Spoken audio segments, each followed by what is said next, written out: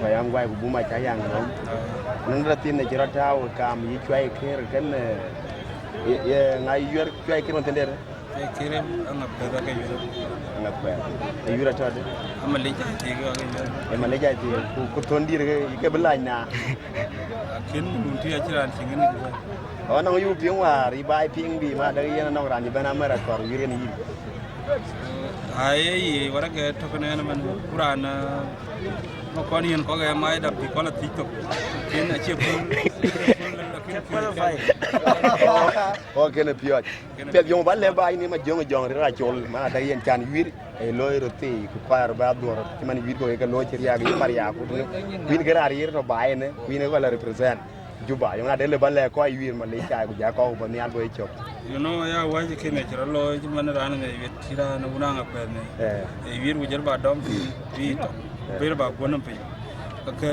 tong wo ko wa nga pe ni wir ke ni fol ku ka ga wir be bu ga tong be bo e chu pol bu ga chin lo le kina be jala yo go go ya ba dai ga jel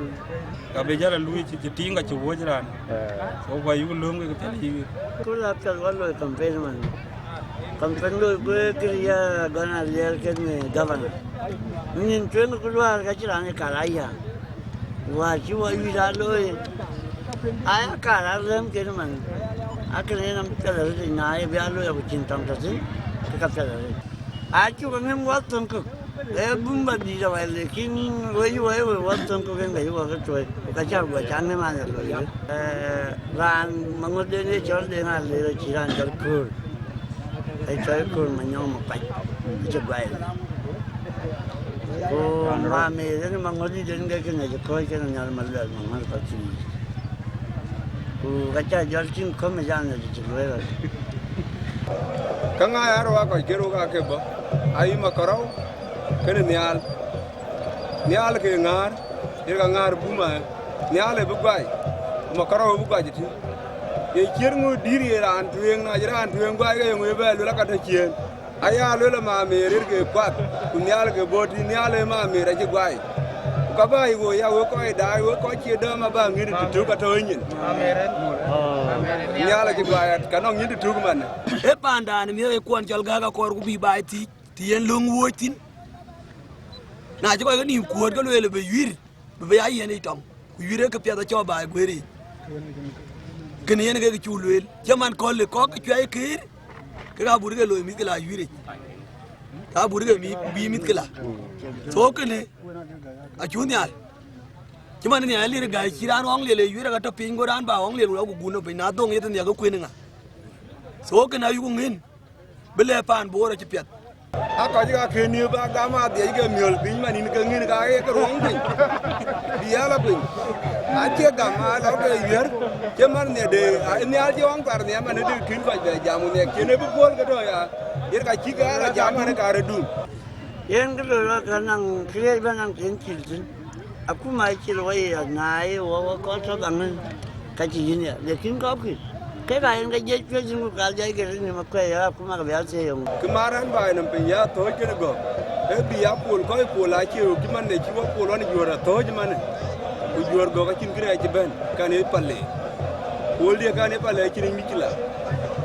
ku ga ya ni ar ko ja pol yaru yer ga yi ko ron ni ke man ci ko yir man ko le na la yir ci er ben ke nga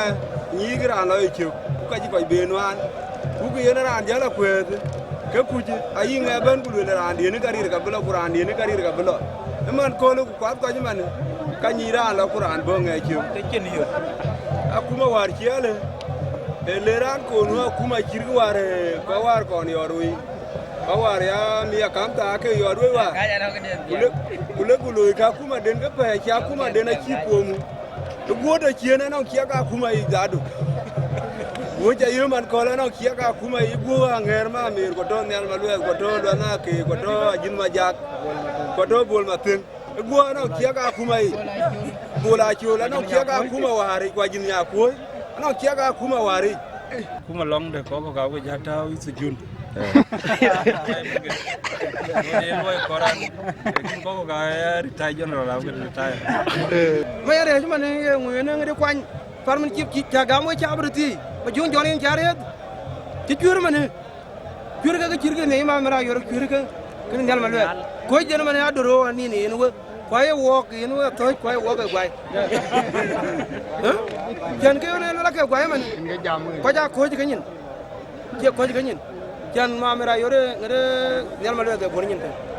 ko ko ari rai ko diel ko be ani jamlu la ngade gwai tio ngeri pin go pin tan gu tu nyal lebu gam ga ci yir ay gweni ku nan kër nial yinyal adum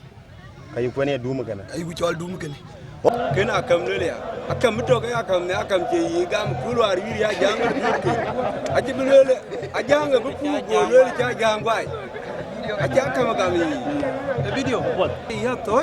ku ko loy bi jal be mane wo jar yal wo ay go ko yor kana to ram dia be e nong ti yumo liao ku mo tui ko ka le bi ya akam ngade balle kin dang loy gwa turi ga chen no man wang yar abula tura la bungende den bene loitin ba tur be chobetin e man tioge pia bu ko jam mat ke man ko ni wa mat ku pia jam ke chu loy man ke pia re e chia to chi to war wa ja leo to man ke ta jelo ra to je man to je nam diang ke chir gina ga pa tu yin man ko le ki pa tu ro an jala nga ko jam man ka me to je chane ke war to je ba ga tir bu Kau buat ke? Baca baga di jan go. kalcha jalen ga mukin we ko ye pin banda chi a ban akba ye ban kalcha jalo ko monja ani jamane ulwela ga mu ICT wir to jale mu mayere mane ane chi jamu na kulnyang wo ga be gito e cha lwel won chama chul yo ulwela be ko wara ga wo chi ru ya tuom keri wo mit pyo da red mane kulware golku do gol pyo e kir ko bola chul nyer pi loku do chile ba nyir kuma ko pin e man ko le anyi di ka jedum ka me je na chu nyer pin dan ji jal do bu jal chwai ma di nga chinde dan de ver wan oh bu pyo me ara re ro bu jal chwai ke yani jalen jaman thai ana rana lien walien wa ka ke che ben boro ga e kan kang no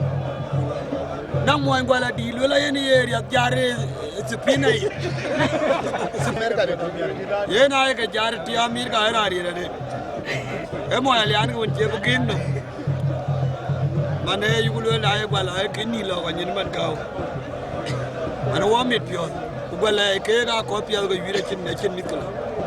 Kim ko le yen ke lot boy la be bu ko ju ya ngadi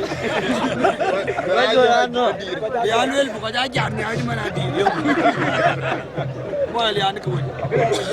ana wa ra ni chol ton ko nga chol ko ni ka ka ni yen a chi to lo chi jora dia ba ti kare ana wa mat governor wa mat deputy governor wa mat mapat Wamat tahun mea, wamat banyak youth, banyak cabab muk jangule. Wajib pion mea, hanya ngajit. Yang kebanyakan muwa cabab muk jangule ni. Jangan yang ngajit aja itu modal, lekin dia akor kualiti terus, ni akor tamu. Tak kerja dia.